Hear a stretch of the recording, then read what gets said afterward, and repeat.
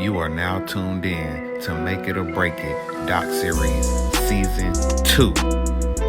You dig?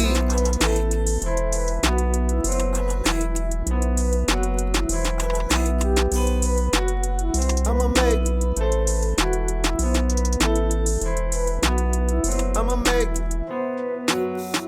make it. Are you gon' make it or break it? Are you gon' make it or break it? I'ma make it. I'ma make it. Are you gon' make it or break it? Are you gon' make it or break it? I'ma make it. When times getting hard, I'ma make it. Like catch you off guard. I'ma make friends turn out fraud. I'ma make it. Really gotta go hard. I gotta make it. I can't stop, can't quit. I gotta make it. I gotta get it, get it, get it. Watch me make, no, they rather see it down. What up? We on another episode of Make It or Break It. And I'm here with the one and only. Man, introduce yourself. Tell them who you is, man. Y'all already know what time it is. The celebrity personality, the celebrity guru, King Mazerati Santana. Don't forget to put the king in front of that because I'm riding foreign. You know what it is. Vroom. Gotta tap in with me real fast, all right? Tell the people what you do, man. So again, I'm a celebrity personality. Anything from radio that you hearing on your airwaves, anything on the TV, TV personality, I do that. Artist, producer, writer, I do it all. So, yeah. Okay. Celebrity personality, yeah. Okay, I see you jack all trades. That part. So, tell the people where you from, man. So I like that when people ask me that, I can't just narrow it down to one place. I gotta, I'm from all over: New York, Jersey, California, North Carolina. My kids from North Carolina. You feel me? So, I'm just like all of those places make up who I am. I like to say this though. When you living with your parents, they raising you. But when you get out on your own, who raised you? You raise you. So, yeah. How did you get to Charlotte? Oh, man, through a female. I came out here. It is the Queen City, right? Yeah, for sure. Yeah, through a female. Basically, have relations with a female. Not from here, but she live here. But she from the Midwest.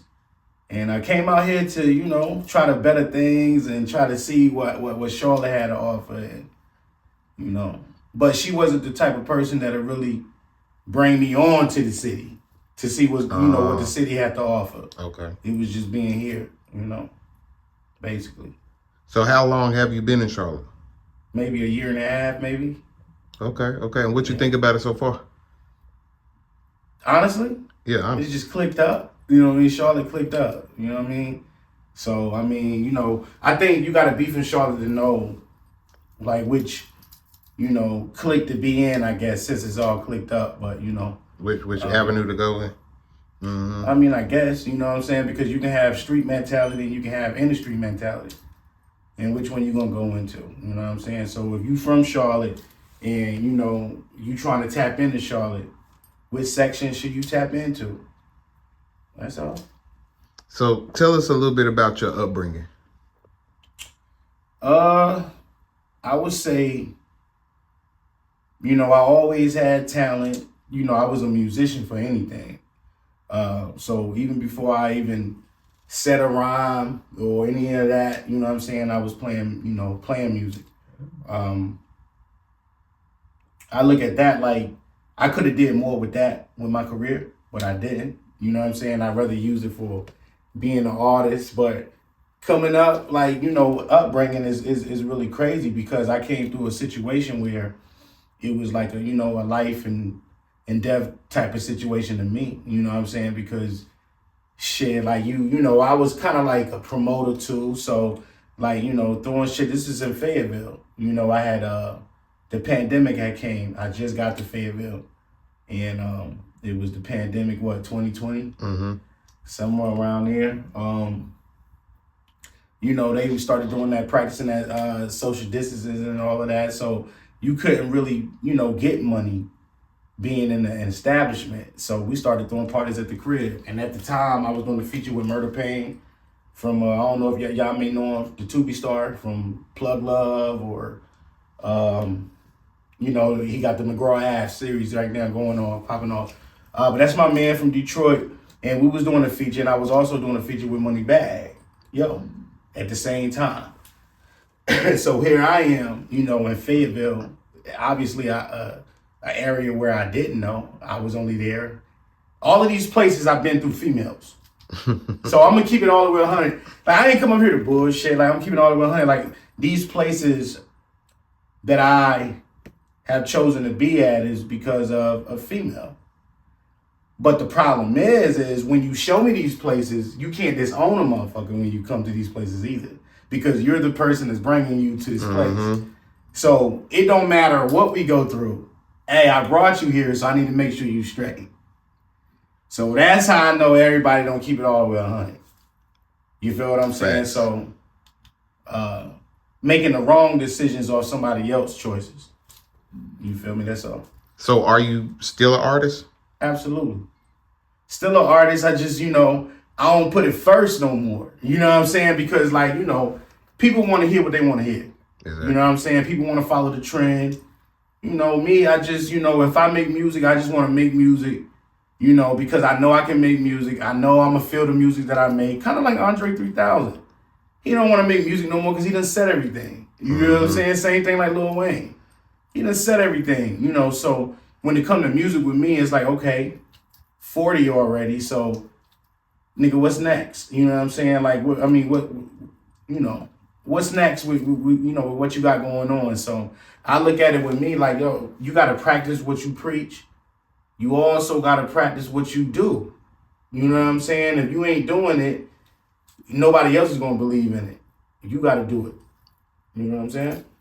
So tell us how you got started with the podcast and interviewing celebrities. Going through a charge. So through a party, these college kids hit me up and say, yo, I want y'all to be the after party. I said, the after party? What time is that?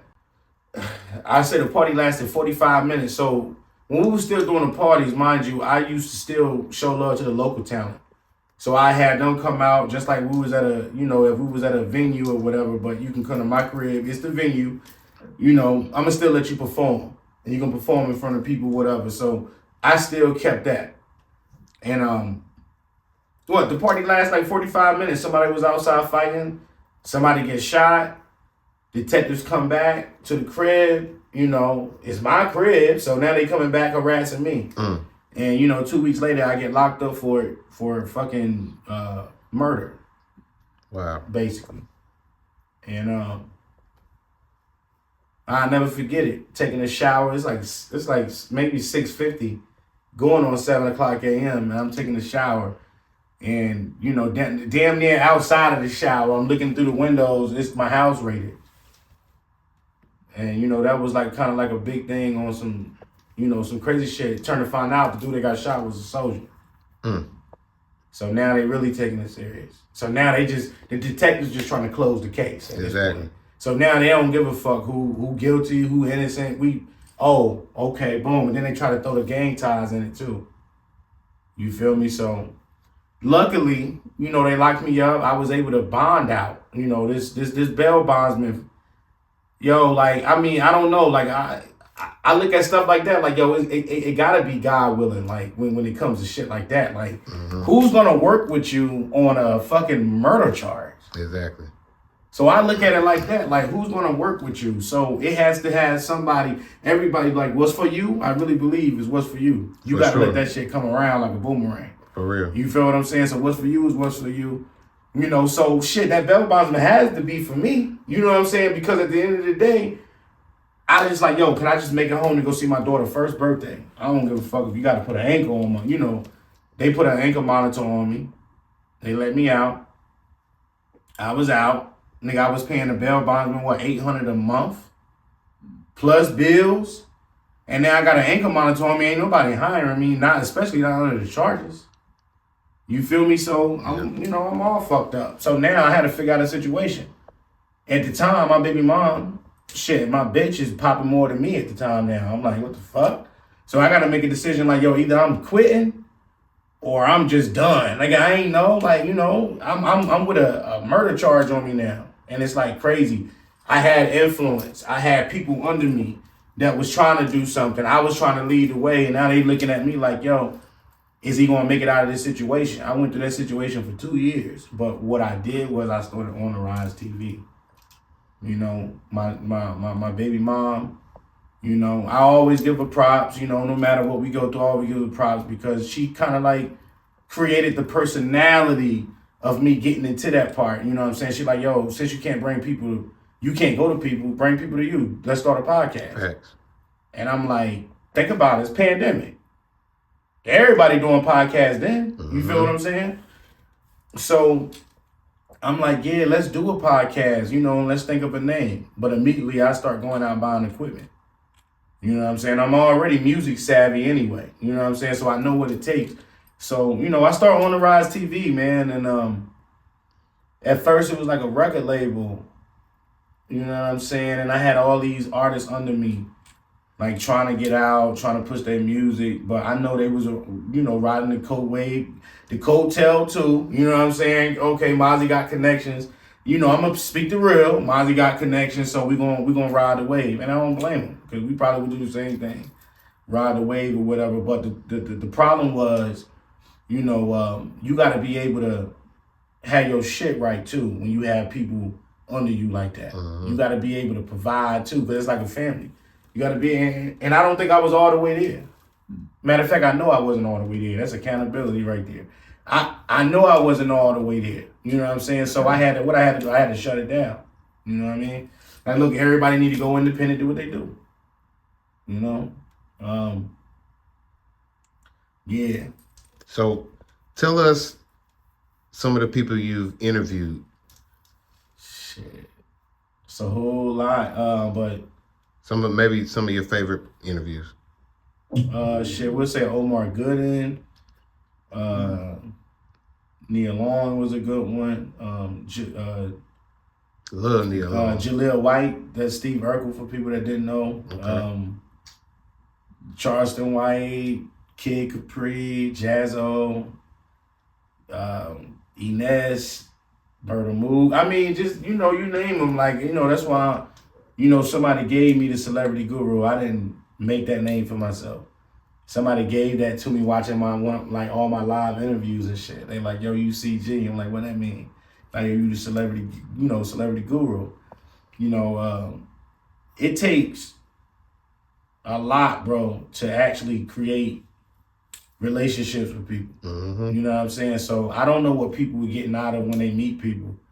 Or, you know, we in the same industry.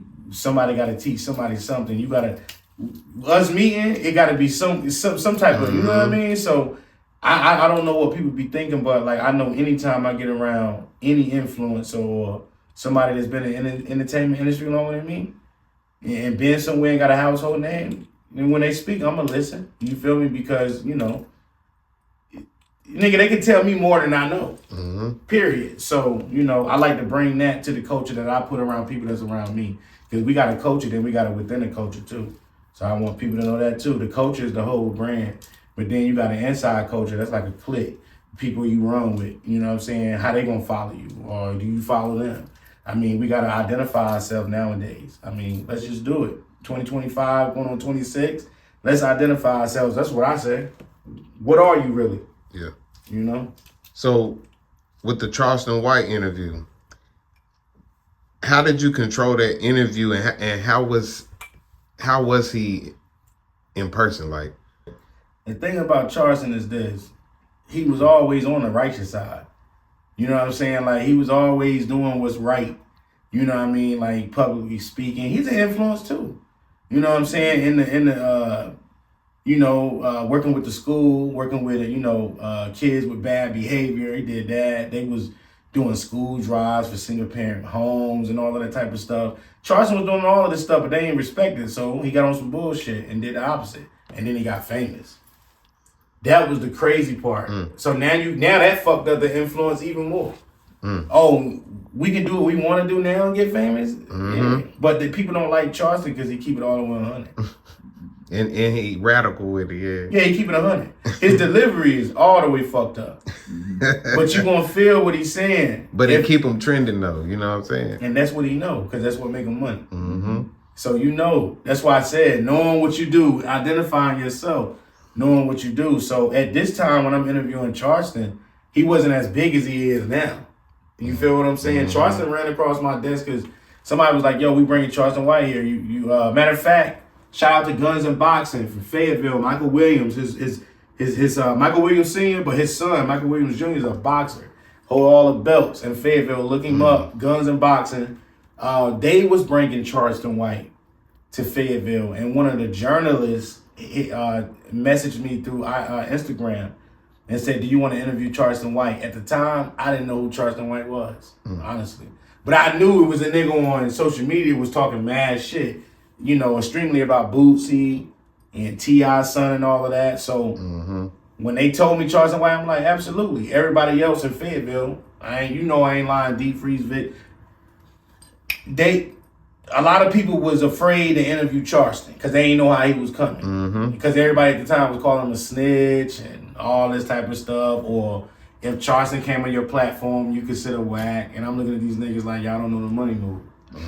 If Charleston come to your platform, nigga, it could be something good for you. So I said, yeah. So when I, interviewed Charleston, he came through with the Guns and Boxing bodyguards and shit. They made sure everything was locked down, facility, all of that shit. So I'm watching all of this shit unfold, and like moments before the interview, I always post this on my Instagram. I hold up the phone, the selfie, and I'm asking Charleston like, yo, where you at right now? He like Fayetteville, and when he was on his way to the interview, they was having a shootout on the highway. You feel what I'm saying? So he like, yo, I ain't know they call it Vietnam. So Fayetteville give it up. But meeting him and seeing like how he is as a person, he's a character. He's a comedian. I feel everybody flip on, flip off, and I think that's that night what it was with Charleston. You know what I'm saying? I was able to control the interview because all the questions was like, I want your your perspective. I ain't try to use nothing for clout like most people. You know what I'm saying? Oh, let's use this what he said on this podcast. Let's see if he'll spark up some fire on this podcast, on my podcast. Nah, I just want to know his own perspective. You know what I'm saying? And he gave me his perspectives about a lot of shit. Even about the YSL shit that's going on now. We talked about that in 2023. It's 2025 now. What Thugger, he was locked up, 2 years? Exactly. Yeah, we talked about that then. When Gunna had got out for snitching. Yeah. So I saw you had a interview with Lunel. Tell me, how did you turn that rough introduction around and make it into a dope interview? Yeah, Lunel was mad with me. Yo, Lunel, if you seeing this, I love you, you know what I'm saying? But she was mad at me because I ain't give her the proper introduction. Okay. You feel what I'm saying? So I guess, she wanted me to be like, this, that, and the third, and everybody give it up for Lunel. But I didn't do that. I just say, yo, Lunel, for the audience, they may not know who you are. So won't you let the people, know who you are? Because sometimes we can introduce ourselves better. Yeah. But I understand the business too. Sometimes, we gotta do it. Yeah. Regardless. And maybe they can double back. So I didn't, at that moment, I chose not to do that. And, she kind of, the interview was kind of rocky. And it was like, at this point, people were sending messages on live, like, homeboy nervous and all of this type of shit. I mean, we talking to Lunel. She a big deal. Yeah. In the Bay Area and LA area, she a big deal. You feel me? You seen her on all the movies. You feel what I mean? But she was kind of, salty about that. You know what I mean? But I still kept her on an interview for over an hour. Talking at the end, she like, yo, I'm giving you tickets when I come to Raleigh. You know what I'm saying? Shit like that. But I don't abuse. Like I told you, I don't abuse my contacts. How people say they got them black books. Yeah, I got a black book. I don't abuse it though. You know what I'm saying? But what I will do is, I will pull in the connections when need be. You know what I'm saying? You gotta show that you can stand on your own. And that's how people gonna rock with you. I noticed that. You know what I'm saying? I've been in the entertainment industry for a long ass time and still growing in it. But at the end of the day, you gotta identify yourself. So I ain't about to be, you know, this old ass rapper doing, you know what I'm saying? You gotta have something else to, you know, be a crutch on. And that's whether producing, that's whether doing interviews, media, whatever you choose to do. That's why I said, jack of all trades, you said. Yeah, I believe in all that. So tell me, what does make it or break it mean to you? Kind of like if you listen to a record, trash of the, you know, what they say, trash of the past. Yeah. Kind of like the same ordeal. You know, either you fuck with it or you don't. Either you make it or you don't. You know, only the strongest survive. And that's how I always look at it. You know what I'm saying? You got to be able to survive, especially being in Charlotte. Oh, yeah. Shit. Nigga, you got to survive out here, bro. I see so many people on the corner with a sign, and you probably making more money. How much you get paid an hour? I can ask them that. How much y'all get paid an hour? But I look at it, too. They putting in work because they out there in the hot-ass sun, whatever weather. You know, everybody putting in work. Only the strongest survive. So make it or break it. I'd rather rock with the ones that's going to make it. Because I know they determined. Facts. Yeah. So, for somebody who's trying to get in this industry, you know what I'm saying, like, who want to do their own podcast or have their own show, what's some advice you would give them before jumping in? Find out what you're doing first. That's number one. I don't think you can go to step 2 without knowing this. You know what I'm saying? Step 1 is read the manual. You know what I'm saying? Oh, there's a manual. You try to create your own one, but there's a manual. You have people been doing things traditionally for years, and it works. The money works. They getting paid, residuals. So don't try to come in and just, you know, recreate the manual. You know, so that's the first thing that I feel like you have to do. When you find that out, I feel like next is motivation on you. You don't get to the connects yet. You still gotta, you know, commit to yourself. It's discipline. So I say, you know, discipline yourself, humble yourself if you're gonna come into this industry. Because if not, something gonna humble you. You know what I mean? So real quick. Just keep that in the back of your mind that it's always gonna be something you ain't seen yet. Yeah. What would you say is the impact you want to bring into the podcast industry? That's a good question. Only impact I want to bring into the podcast, you know, industry is just culture. That's it. Like I want to bring my culture. You know what I'm saying? I want to bring the culture. You know what I'm saying? Like let's not forget the culture. I want to bring it back to podcasts. You know, because we can turn podcasts into something, you know, crazy that people don't understand. But AI gonna figure it out before everything. That's why I fuck with Allen Iverson, because he was the first original AI. So hey, shout out to Norfolk. I fuck with Iverson, but you know, you hear me? You was the first AI. You know what I'm saying? Now they got AI now, so, you know, like I said, it's a manual. We on Earth. So it's a manual. Most definitely. I see that one of your idols is Martin Lawrence. And you got to meet him and talk to him and kind of get some game about the entertainment business. Tell us about that, man. How was that? Yeah, I mean, I think I met Martin at a time where he was going through shit.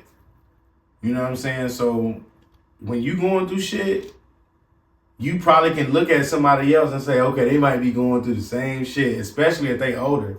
And you know what I mean? Y'all are the same sex. You feel what I'm saying? So, you know, like I said, it was more of an idol because I looked at Martin not as a TV star, but he was a comedian, man. And he came up under, what's your boy from House Party, the father. I can't think of his name. Damn. But, yeah, Test Tube Baby. Y'all know what I'm talking about. Like, he came up under him. You know what I mean? So I'm looking at it like, look, I know how Martin came up. And I know what the nigga was going through. And we all go through shit. we got to stop judging one another. Exactly. And the information that he gave me was just like, you know, you just can't sell out. A lot of people sell out. You know, they hit the money. Okay, we selling out. You know what I'm saying? Or we can get you this, you selling out. But you forget the passion that you put behind it in the first place. And the purpose. Yeah, so I don't want to do that. So I learned that, you know what I mean? Because you're going to get that before the fame. I think about it like that. Facts. Yeah. So tell us, how was it hosting the Rock and Roll Hall of Fame in Cleveland, Ohio? Dope. Shout out to Johnny. How did you even get that, man? Yeah, Johnny O from Nerd DJs. You know what I'm saying? Definitely shout out to him. You know, he seen my podcast with Charleston. And he just, you know, like how I controlled the interview, and he wanted to, you know, see me out in the Rock and Roll Hall of Fame. You got to think about it, Cleveland, Ohio. Like, that's dope, man. People don't get the Rock and Roll Hall of Fame. Mm-mm. You don't, I mean, do people know what the Rock and Roll Hall of Fame is? Exactly. You feel what I'm saying? Like, I mean, so go ahead. Like I said, it's a manual. Mm-hmm. I'm going to say that for the whole interview. Mm-hmm. It's a manual. You got to look this shit up. And, it's the history book. absolutely. They don't even teach that in school no more. Mm-mm. So I couldn't go through Cleveland without going through Bone Thugs and Harmony area. Mm-hmm. You feel what I'm saying? So I went there. Mm-hmm. You know what I'm saying? Shout out to Lazy Bone. He right here though.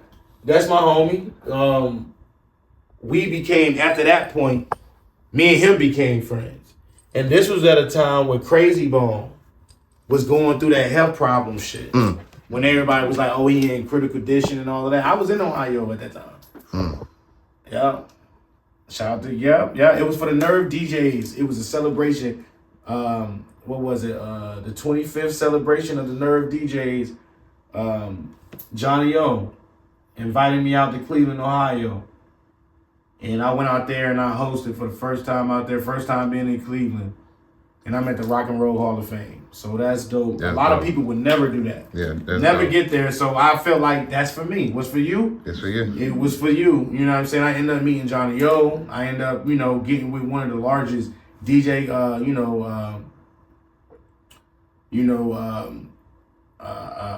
I would say like, because they wasn't I wouldn't say they're a coalition because Nerd DJs was their own instant. Mm-hmm. You feel what I'm saying? Like when you had the core DJs and the Fleet DJs, but Nerve DJs was like Midwest, West, so being in Cleveland, Ohio was definitely a great opportunity for me. And What's something that you learned being in that environment that day? Like, what's something in Cleveland that you'll just being at the Rock and Roll Hall of Fame. Like, what's something that you'll never forget?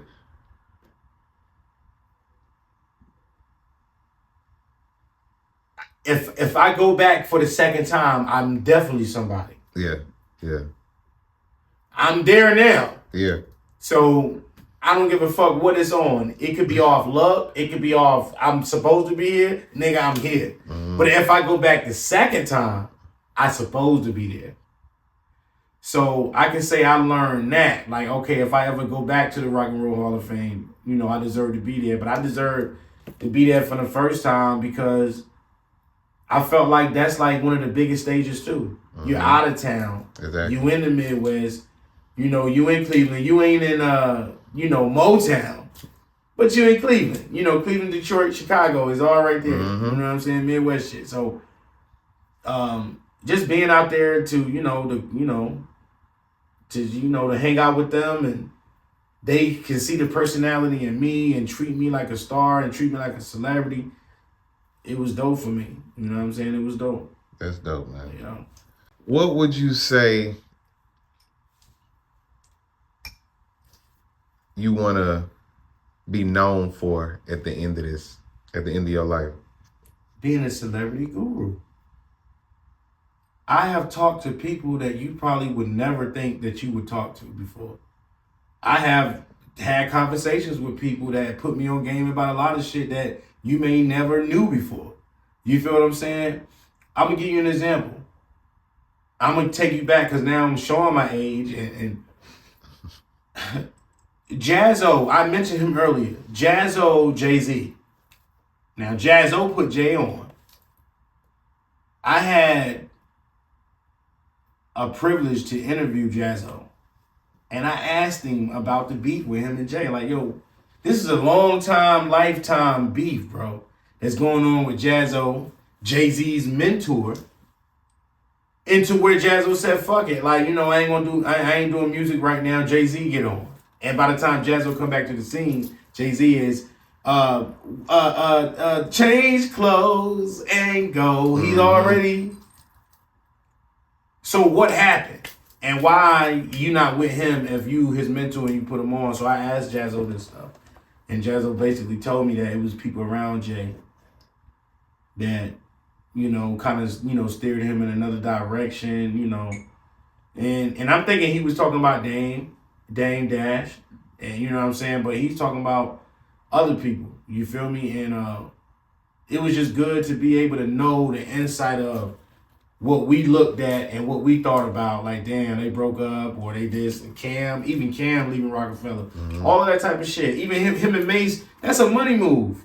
It is what it is. Podcast with him and Mace. Come on, man. They've been beefing for years. And they come back together and now they make millions. That was genius. Exactly. Genius. That's what I'm saying. It's the business. Unity always win, though. It's the business. Fuck unity. I know. Queen, Latifah, UNITY. I know. But it's business. And that's going to sell every motherfucking time. How much we can make. Oh, for real? And the only thing we got to do is do what we do? Okay. It's the business. The manual. Exactly. It is. I take a drink of that. Now, I agree with you because it is business. But the root still is unity. Whether it came in with the business or the business came on top of it or it was addition, you had to still squash something, have some type of conversation, some type of understanding, you feel me, to come to the place where y'all can unify and then make the business. You feel what I'm saying? So it always go back to that saying. Now, I ain't against you. I'm saying this for the people who tuning in because I want them to understand that we supposed to be about the business, but God wants us to be about this unity too. And when we do unify, all the business is available. You feel what I'm saying? No doubt. But yeah, it just go back to that saying, like, you can lead a horse to water, but you can't make him drink. Exactly. So it's like, I can tell you it's unity, but that don't mean you're going to act out as unity. You feel what I'm saying? So, like I said, I ain't against it because this is what we need to build off anyway. Every other race is good. Exactly. Except for our race. So it's like, what are we doing wrong as people? Oh, damn, this person just got a new car and we hating on him? God damn, why you... I mean, do you know what he worked for? Do you know what she worked for? What they been through or anything? They worked for. Exactly. You feel what I'm saying? Because every king gotta have a queen if you really playing chess, though. That's what I'm saying. Is niggas really playing chess or niggas playing checkers? Exactly. So that's why I look at it. So I know I want a queen. I got a queen, and we playing chess because we trying to figure out what the next move is going to be our best move. You feel me? So when I do shit like this, like, bro, I don't be on this end all the time. But I want it to be because I'm in a new city and I want people to know the real with me. You know what I'm saying? I feel like a lot of people, they see the work ethic, but I make it look easy because I've been in it long enough. When you've been doing something over and over and over, it begin to look easy. And some people be paying a lot of bucks for some shit that I can do in 2 seconds. You know what I'm saying? I'm telling y'all to come shop with me. You know what I'm saying? You know, y'all know I do the skits. Y'all know I do that. My skits is all real life. So if you don't want reality, then maybe you don't need to be in one of my skits. Okay. You know what I'm saying? Because I do reality. Everything is real life. You know what I'm saying? That's what I do because that's what sells. Because nothing is dressed up no more. You know what I'm saying? This ain't a salad. You feel me? And I'm keeping it all the way 100. I do want people to know that One Hour Talk with Mozzie will be back. I had season 1. What was it? From like February to like April. Okay. You know, now we in fall, so season 2 about to come back out with One Hour Talk with Mozzie. That's the platform where I have more than like it be me and 5 other guests that's off the couch. Got live performances, food, drinks, all that. You know, just having an hour talk with me. That's it. Yeah. That's lit. We're gonna have to plug in, man. If y'all ain't seen it yet, go tap in, man. Tell the people where they can find you at on social media. Mazerati Santana on all social media. Spell Mazerati, just substitute the S to a Z. And Santana. And you can find me on Facebook, TikTok, all the above social media, Mazerati Santana. And if you want to say one more thing before you get out of here, what would you leave the people with, man? Fuck with me.